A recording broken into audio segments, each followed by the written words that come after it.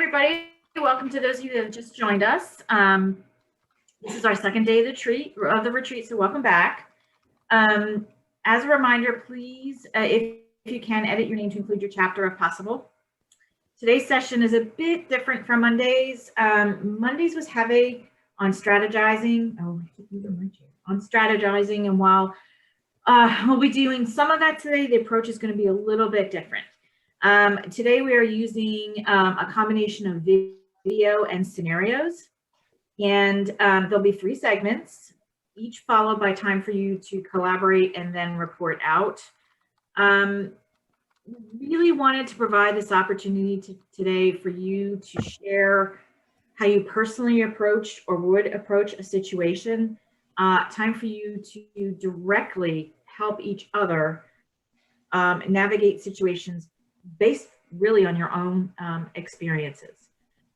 And some of you might even be experiencing some of these scenarios that we have drafted up for you. We'll be using the Google Doc again today, so please ensure that you identify a scribe and somebody to report out to the group. For our first scenario, we will be assigning the breakout rooms based on chapter size due to the topic of the session. So let's get started. All right, there's our first financial scenario. Emily, you want to read it out to everybody, please? Thank you, Karen. Yes, we are going to break you guys out into groups, like Karen said, by chapter size. And this is the first scenario that you'll have about 20 minutes to talk about, and then we'll bring you guys back together for some collaboration together. So the first scenario is the chapter board requests you compile and present the financial position of the chapter at the next board meeting. They want you to include a discussion on reserves, specifically a recommendation if the board should consider using them at this time and why or why not. So we want you to talk about what do you do first, and what sections of the chapter's financial statements will you use to prepare? What factors will you consider in making the recommendation to use, not use reserves? And how will you present the information to the board? So that's the first scenario. Welcome back. I hope you guys had some good discussions. We're going to take just a little bit of time now to discuss in the whole group and kind of share some of the things that were discussed. So just kind of going down the scenario. So again, it was, that the chapter board requests you to compile and present some of the financial position of the chapter at the next board meeting, and they want you to include a discussion on reserves, specifically if the board should consider using them and why or why not. So what do you do first? And this is just an open discussion. So if someone says something that someone else wants to comment on or expound upon, feel free to do that. Okay, I'll go first. The large chapter, the majority of them have an outside accountant that does all their financials for them. And they present the full financial package to the board every month. So the board is already advised of what's going on. But the first thing you want to do is include your balance sheet or your assets showing where the chapter stands on all the accounts. General ledger is a good another report to have to show variances and each line item and where you're standing on that.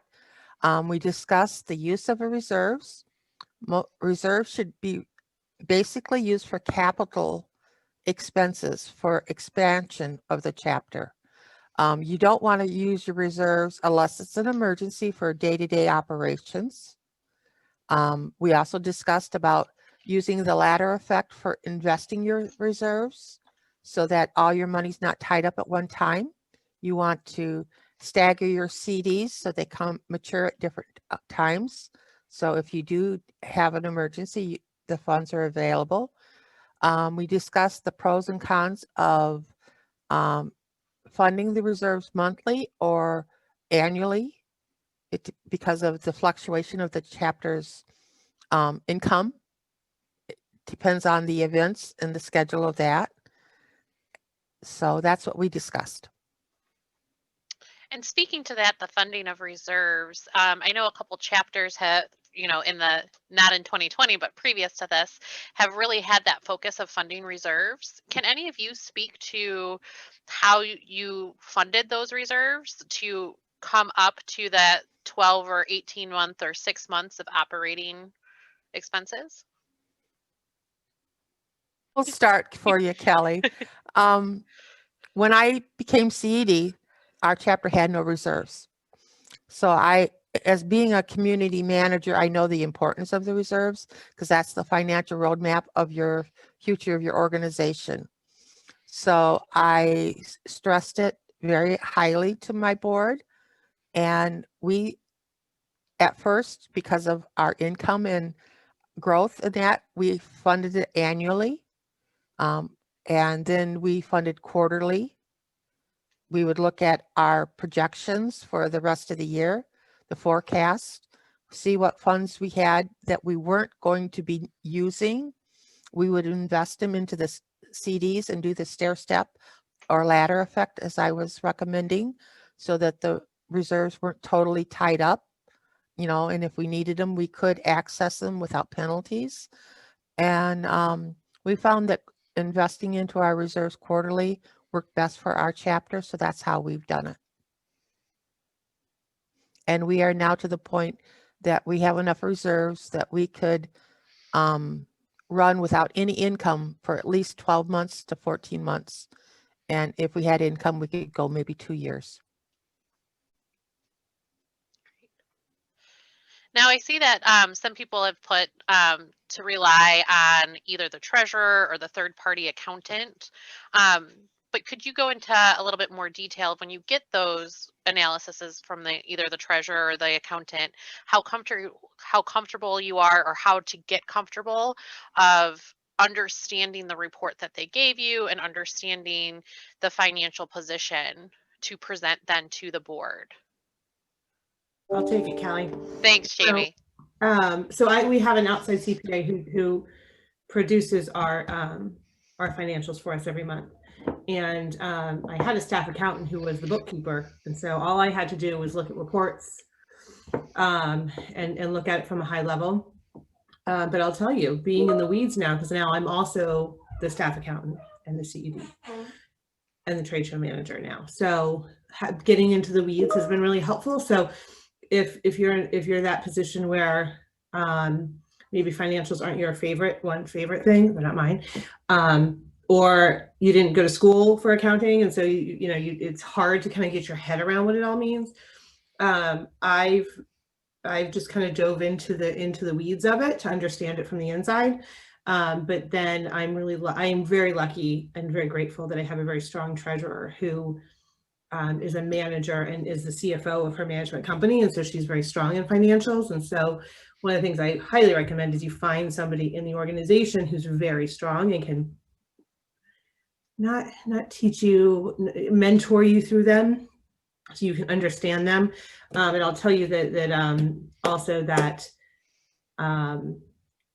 when things are going really well and easy and things are just like chugging along and no big deal, it's really easy to get complacent and not dive into the details of it because things are just going along and like no big deal. I think I've spent more time in our financial statements since March than I ever have in 5 years, really understanding them and looking back. And we've got all the way back to 2008 to the financial hit then to see if we could find any pattern of things that worked for the chapter then. So if you have the CPA or you have somebody else doing it for you, really getting into the weeds of it with them. So we do it. The treasurer writes our financial summary and then we attach the reports. And then I do the verbal presentation. So we all have to know the answer all the time. But if you're not real strong on them, my recommendation is to find someone who can mentor you through them. And just dive in, just grab a glass of wine and dive in. Thank you for saying that, Jamie. That is so important. And when I was seeing as you guys were typing, some of you have a third-party accountant, great. I mean, I think that's fantastic. And if you don't have a specific staff person to do that, like I would definitely recommend that. But on the other hand, like you said, it's so important to know what what it means, you know, what is being reported and where the money's going. I mean, because at the end of the day, your board's going to come to you, you know, to know where you are. And so who knows if they're reading it, you know, you are providing report to them, you know, monthly or quarterly or whatever, but it's up to you to bring out those points that they really need to know. And that's kind of, you know, when I was CED, like I would have my points that I want to touch on this, you know, these are the things that I need you guys to focus on and know about. So thank you for bringing that up, Jamie. Yeah, I think one thing, my lesson learned from this year on the financial statements, just to stay on that for a second, is that we were giving, you know, we give our whole board the balance sheet. We give them the budget, current budget compared to last year, current budget compared to this year's budget, right? So we can compare all these things together. Then we give them our membership dues trend. We give them all this like pretty stuff. And when we were getting to points after March that we realized that we had to make some significant operational changes in order to not touch our reserves this year, we added a really detailed cash flow spreadsheet. And that made all the difference in the world, because you can look at a balance sheet and we're like, but the balance sheet looks really good compared to last year and the year before. It's still growing. Okay, that's great. But what's not growing is our bank account. And that's where the checks come out of. And that's where payroll comes from, and rent and all the other things. And if nothing's coming into that, it doesn't really matter what the balance sheet looks like today, because next month payroll can't get met. And so the cash flow in that situation, the cash flow statement was more important than anything else, because we needed to have money coming in. And we went out, what we did was it was in April. We did an April through December estimate of what would look like. And every single month we still update it, because things have changed. And so we can update it. And so I can see a rolling what we expect to happen. And that's how we've made decisions, is based on cash flow. Is there anything? Yeah, go ahead. I was going to say, you had a really good point about when you were CD. At every one of our board meetings, I review all of the financial reports with the board so they completely understand it. And the board then makes a motion to accept that month's financial statement. So it's right in the minutes that they've acknowledged where we're at. And so that's part of the chapter's records, just to make sure my board understands those financial statements. Of course. In the, I'm listening and watching some of the chat, and people are talking about external audits. We have an accounting firm that produces all of our financials for us. If we were to have an audit done, it would be somebody other than the accounting firm that does our work for us? Yeah, Tim, I have an external CPA, and it's a separate firm who does the audit. Okay. Yes. The idea that they're checking everybody, right? Right. Yeah, and Right. sometimes we even have somebody who does our taxes separately. So you have one for taxes, one for your monthly financials, and one for your auditor. Yeah. Or it's just for more different levels of transparency. Right. We have that here because I have YA, access to YA. so much with policy governance. It just protects us. Mm-hmm. And I think too, though, depending on the size of your chapter, because I have managed different associations, and one of them has a different CPA for taxes, an accountant that reviews quarterly, but they have the money to pay for all that. So right now our treasurer is a CPA, which is great. So I work hand in hand with her. Can we guess what our next scenario is going to be? Let me pull that up for you guys. So we're going to break you guys up again. This time it's going to be random groups, but this is the next scenario, and it's on workplace efficiency. So the chapter board has charged you with identifying administrative inefficiencies. They stated the willingness to invest in IT or tools to potentially take some things off your plate and streamline the processes. You complete your review and excitedly report back to the board. Share what you have recently implemented in your chapter that has made life easier for you. Think about what software, apps, sites, or practices you have put in place. This is an opportunity to share with your colleagues and learn about a new tool and perhaps make someone else's day a little easier. So these are going to be like any automated tasks you've been able to do, any apps that are helping you keep up, anything like that. Everyone, hope you guys had some good discussions. I can tell you have. We've been stalking the Google Doc to see what's going on in there. So I think this time we're going to go by group so that everyone, all the groups get a chance to share. There's some really good stuff in there. So I'm just going to go by group, and if someone wants to pop up and speak for your group, or if you want to highlight one of the things you talked about, someone else in the group can share. So let's go first with group 1. Kate, Robbie, Cheryl, Kim, Leah, Vicky, Robin, Stephen, any of you guys want to speak up? Not all at one time, please. Not all at one time. Robin, you want to take it? Yep, I'll take it. I wasn't the scriber, but I will, and but I was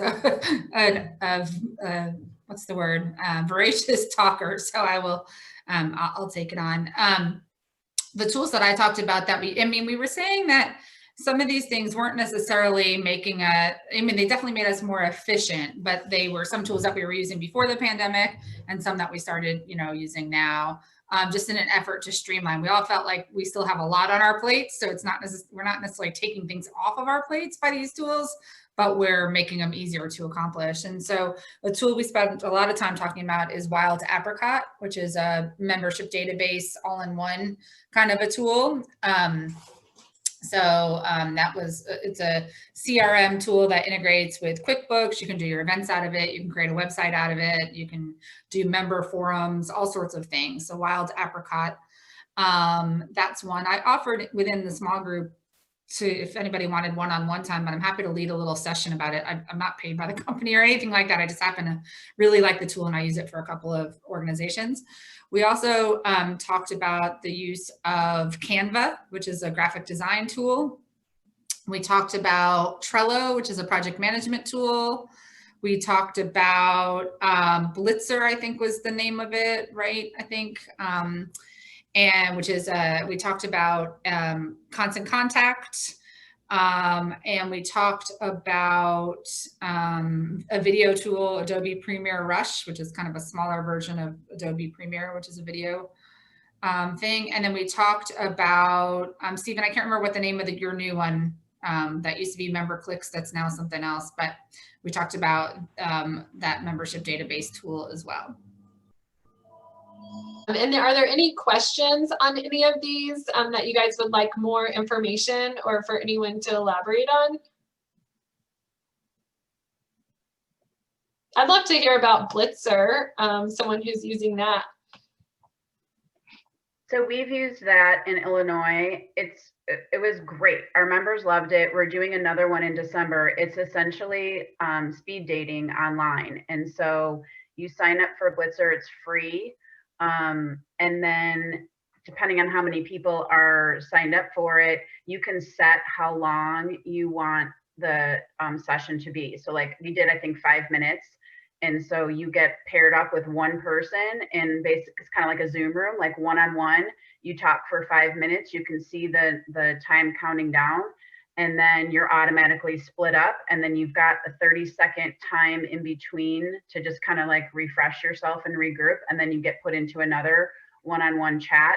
In that 30 seconds, you can set up to have like a sponsor message go in there each time. There's some pre-recorded like Blitzer messages if you wanted to do that, or it can just be a clock counting down. When you sign up, you can see who else is listed, and everyone has a red, yellow, and green dot next to their name. So like if there was someone you just did not want to talk to, you click the red dot and you won't be matched with them. You click the green dot and you're not guaranteed to match with them, but it would be on a higher priority. So I think that's helpful too, because like I did that not because I didn't like people, but like, you know, there were certain people that I don't really need to talk to because I talk to them all the time. So it was great. And our members loved it because they're missing that one-on-one. You know, we've done networking events, but it's still hard to really have those personal conversations. So it was awesome. Awesome. Thank you for sharing. Thanks, we had one person in our group, actually several, that were using breakout rooms to make things more interesting. And I think that we just proved that. Using online games and activities to make things interesting. I was telling him that we're doing an article in our magazine coming up to help people get their families together during the pandemic on Zoom and use games. There's a whole bunch of online games that are really fun that you can have up to 16 or more people. Oh, there's the rest of them. Virtual happy hours using a game called Name 5 Things. One of the chapters had done that.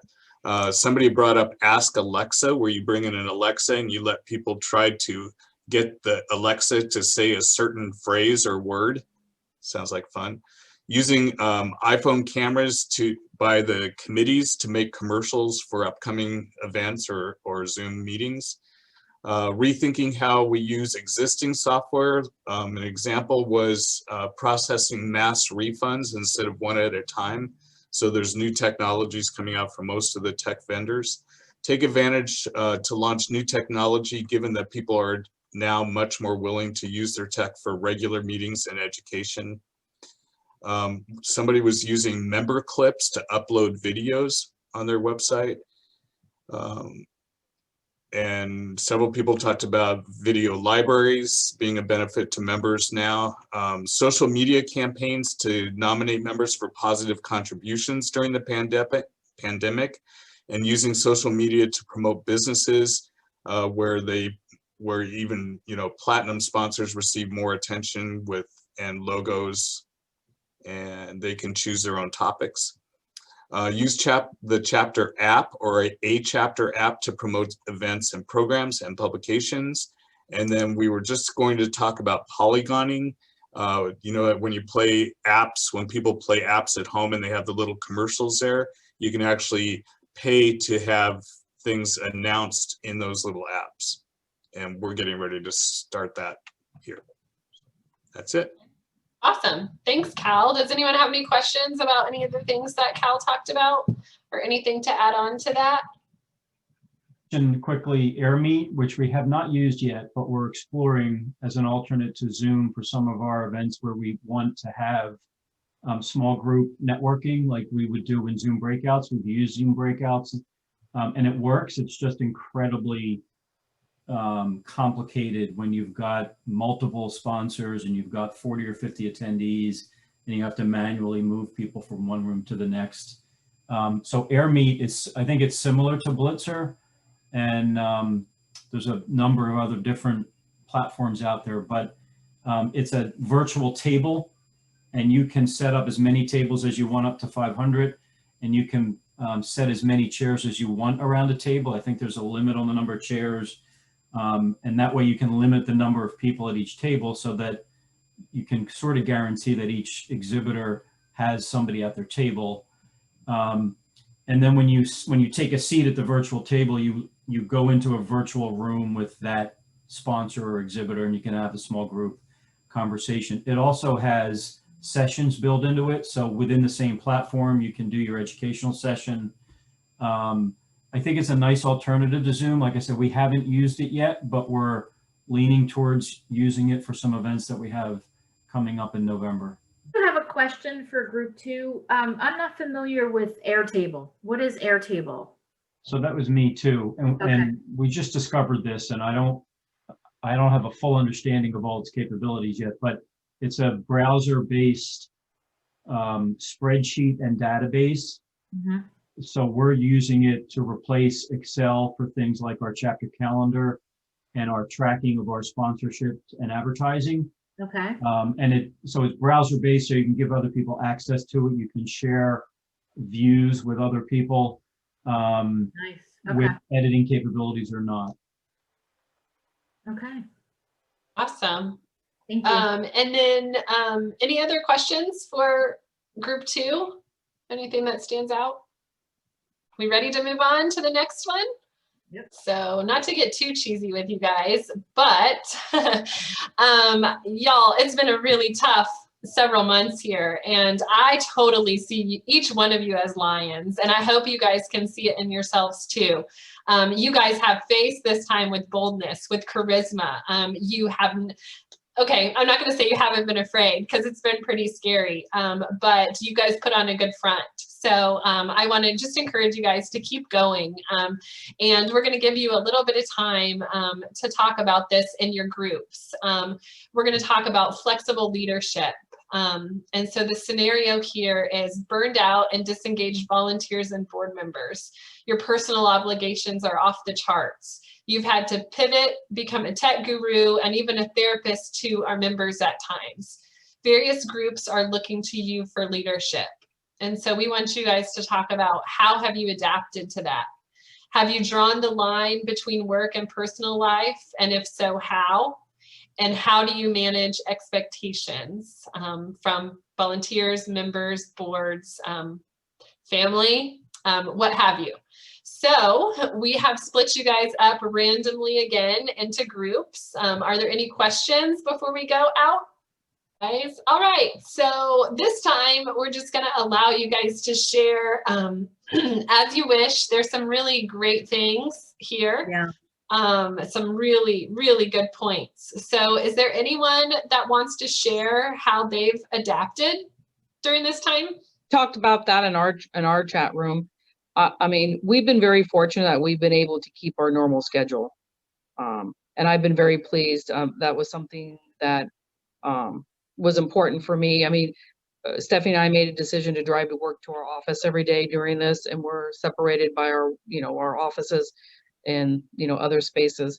So we've been very pleased that we were able to try to keep work-life balance the same, and still manage to adapt to the new environments of virtual and sort of live, and then now going more live and then virtual. So just the multitasking and still staying on, realizing that, yeah, there's more work to do, but still cut it off 9 to 5 as best you can. Good. All right, Jamie, you went off mute. Were you going to say something? I did. So I'll talk about the managing expectations. So because in my own personal managing of expectations of the staff, all working remotely and their different levels of comfort now that we're back in the office. Nobody's allowed in, but we are back in the office, the 4 of us. I've just found that, and this is true too for me to my board, is that we're much more open and transparent about what's happening in our personal lives, and what's going on. So there's times a board member might call me, it's 1 o'clock in the afternoon on Tuesday where I should be at work, but instead I'm doing 4th grade multiplication tables, or I might be doing flashcards for chemistry. And that's just the reality of how it is. And so I think there's a little more acceptance, acknowledgement. I like that of that we're all like whole people. We're not just machines at work. So there's been managing the expectations. There's got to be a little more transparency, open communication about it. Is there a line between work and home? No. No. I mean, I'm in my kitchen right now, and there's 4th grade, 2nd grade is happening next to me. So there is no line. I will be back on my computer later because you can't do everything between 9 and 5. You can't work and school between 9 and 5. It's just not possible. So, and then God forbid we all have personal lives, right? Somewhere in all of this, that may or may not be going great. So, I just think there's a lot of transparency has been key for us. Yeah. Here. That's good. Yeah. And acceptance, acceptance. I've got one staff member who will not come into the office at all. Fine. And I've got the others who are there, another one who's there all 5 days. So just acceptance and transparency and flexibility. And I never have believed that work only happens between 9 and 5. So it's an easy kind of mindset for me to do with my staff. That this is the project, get it done. If you want to work at 5 a.m., knock yourself out. You want to work at night, fine, but Yeah, that's, and that is, I think it's important just to give them that flexibility, like, you know, that you're not expected to work, you know, during the night, you know, but here's the task, you know, and giving that them that flexibility to do that within that. I liked this one that you guys posted, and it's the first one. Look more short term and be more comfortable making decisions without all the information. Who put that? And would you guys be willing to expand upon that?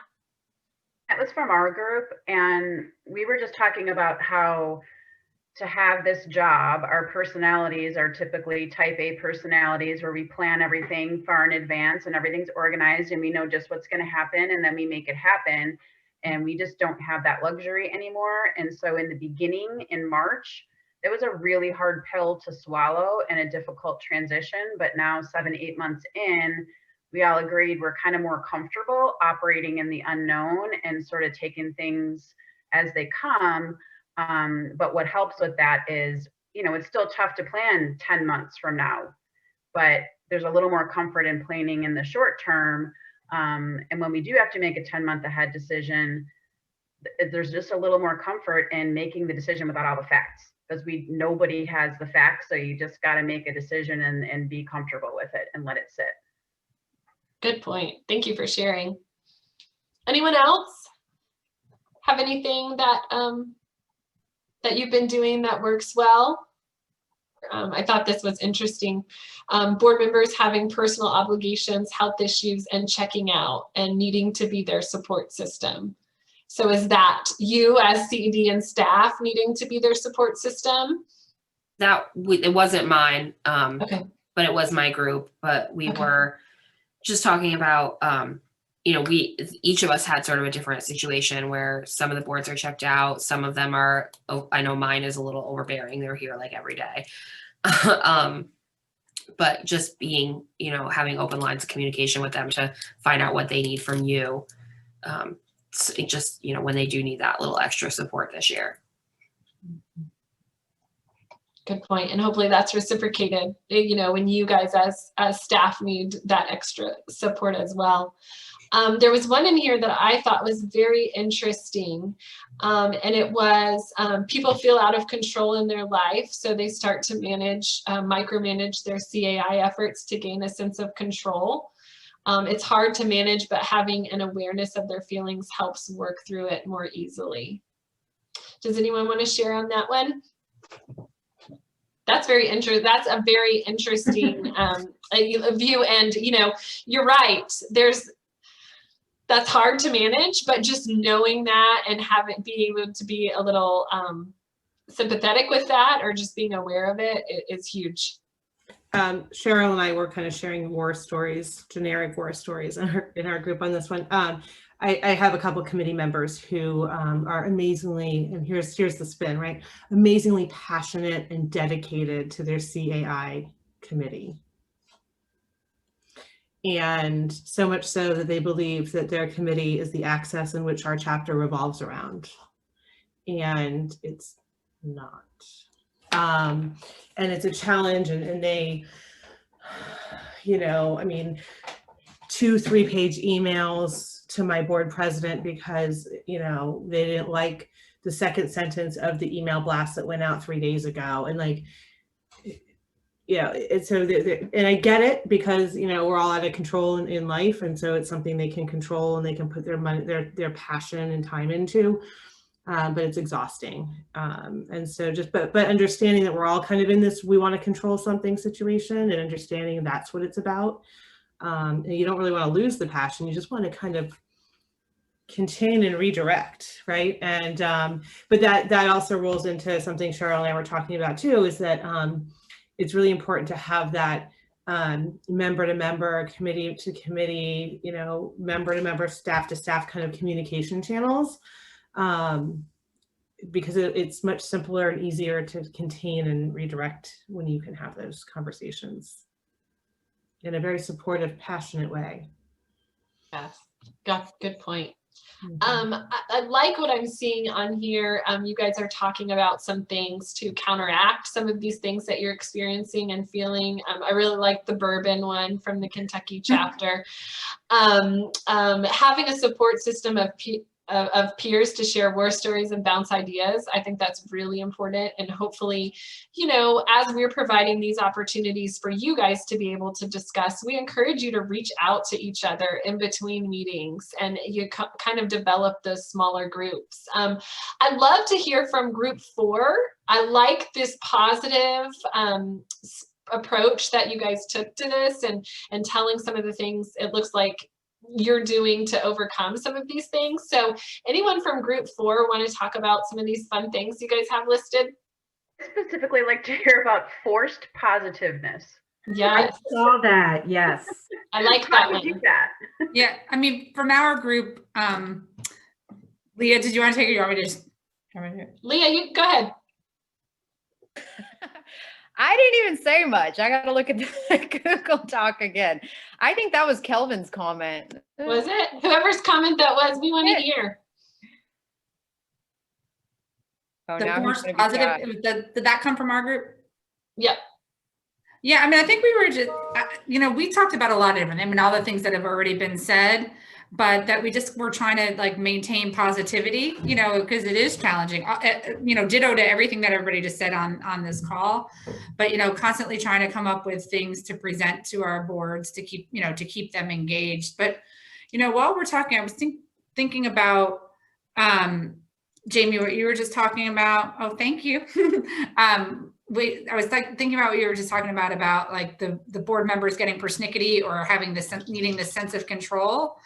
And I'm kind of, you know, that is a real thing. And I've had that happen through my career in association management for years and years. But I wonder if there's a way to talk back to our, not talk back, but communicate with our board members about how they might all be feeling this, especially if they're a CAM, you know, that they're getting the same thing from their homeowners. So they might be able to relate if we talk to them about that, or maybe even from a CI headquarters, maybe there's a note that you could all put out to the presidents that would say things like, hey, don't forget that your CEDs are working really hard to come up with creative solutions and they've all been attending these programs and, you know, doing all these, I don't know, maybe there's a rah-rah that goes to the presidents. Yeah, and just to let you guys know, we definitely have on those president-elect calls, Crystal makes sure that she, you know, toots you guys' horn and reminds them how much your CEDs are doing for you, how much your chapter staff, encouraging them to make sure that they're checking in on you guys, encouraging you guys, like Jamie said, to be transparent and open with what's going on as far as personal obligations as well. So we will continue to do that. Yeah, and because that could be something, thank you for doing that on our behalf. And you guys have been really good to all of us. I mean, so I think that could be helpful there. And or just, I have noticed that several boards and board members are more open about the conversation about mental wellness or taking a mental health moment, you know, like even using that language, saying, hey, you know, and maybe to those, you know, it's not going to solve all the persnickety board members, definitely not. But for some of them, they might understand if you say, okay, hey, listen, I'm going to be working on these things, but especially if you're part-time with CI, you know, but it's going to be at this hour or this hour so that they know to kind of hold off on it. I mean, that's a little bit. That's a good point. And I just want to bring out one other thing that I see in here, and that is under group 5, scheduling emails to go out Monday to avoid the expectation of working on the weekend, even if you are. And so like Jamie was talking about, you know, it's okay if you're working at 3 o'clock in the morning, but I've personally done this, is set the email to go out at 8 o'clock in the morning instead of that time. I mean, for one, it's like, what the heck are they doing up that early? But you also don't want to set that expectation of that you're going to have your email answered that time. And I really had to adjust that when I went from a CED to this position. I made a conscious effort because I was that person that if I got an email sitting on the couch with my husband at night, I would email right back, you know. And so and it got a little out of control. And I'm sorry for the next CED that had to follow me, because that's not the precedence you should set. I think it's important to set those expectations, I guess is my point. I hope this was a great session for everybody. I know I learned some things from all of you, which I always do. So that was beneficial for me. So I hope it was beneficial for you. And we look forward to seeing you again tomorrow, and have a great rest of your day. Thank you so much for coming. Thank you. If you have any questions, please contact a member of the Chapter Relations team or email chapterlearning@caionline.org.